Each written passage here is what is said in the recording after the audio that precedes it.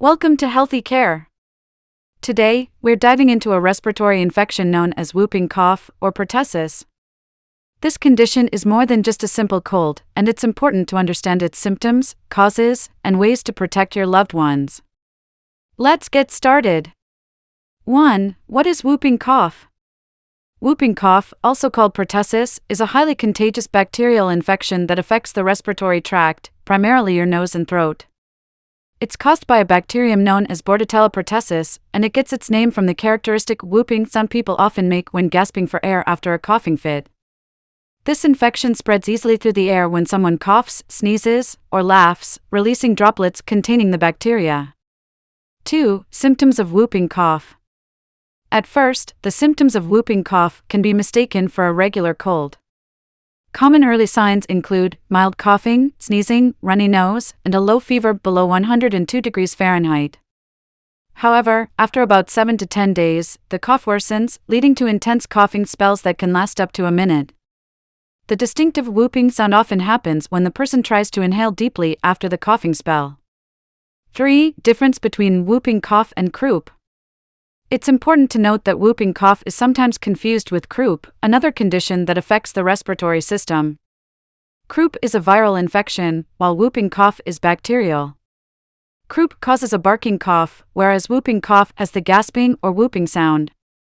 Unlike whooping cough, there is no vaccine for croup, and it tends to go away on its own. 4. Whooping cough in infants. Whooping cough is particularly dangerous for infants under 2 months of age, as they are too young to be vaccinated. Babies with whooping cough may experience difficulty breathing, and some may not cough at all. Instead, they may gasp for air, and in severe cases, the infection can lead to life-threatening complications like brain damage, pneumonia, seizures, or apnea, periods when they stop breathing. Parents should seek medical attention immediately if they notice any unusual coughing or breathing difficulties in their babies. 5. Whooping cough in adults. Adults can also get whooping cough, but the symptoms are generally milder than in children. For adults who have been vaccinated, the cough might not be as severe, but it can still persist for weeks or even months. Some adults may experience a chronic cough that won't go away, without the classic whooping sound. 6. Vaccines for prevention. The best way to protect against whooping cough is through vaccination. The Tdap vaccine is given to infants and young children in a series of doses, starting at 2 months old. This helps build immunity to diphtheria, tetanus, and pertussis. For older children, teenagers, and adults, the Tdap vaccine acts as a booster. It's particularly important for pregnant women, to protect newborns, adults who haven't had a booster in the last 10 years, and anyone who is around young babies. 7. Diagnosis and treatment of whooping cough. If you suspect whooping cough, see your doctor.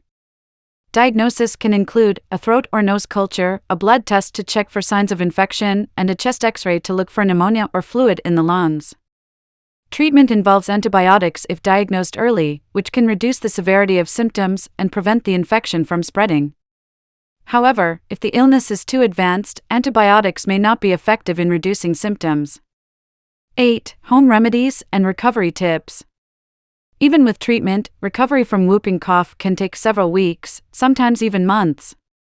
During recovery, it's important to get plenty of rest to allow your body to heal, stay hydrated by drinking water or juice, eat small meals to avoid vomiting during coughing spells, and keep the air clean by avoiding smoke or dust. Avoid using over-the-counter cough medicines, as they do not help with whooping cough. 9. Whooping cough complications. In infants and young children, whooping cough can lead to serious complications like pneumonia, brain damage, or even death if not treated in time. For older children and adults, severe coughing spells can cause broken ribs, abdominal hernias, or difficulty sleeping. 10. Preventing whooping cough in the community. Prevention is not only about protecting yourself, but also those around you, especially babies who haven't been vaccinated yet. To prevent spreading whooping cough, cover your mouth when coughing or sneezing, wash your hands regularly, and wear a mask if you're sick. Whooping cough is a serious illness that can affect people of all ages, but it is preventable with vaccines and good hygiene. Be sure to talk to your doctor about vaccinations for you and your children, and stay aware of the symptoms. Thanks for watching this episode of Healthy Care. Don't forget to like, share, and subscribe for more health tips. Subscribe to Healthy Care for more health tips and medical advice.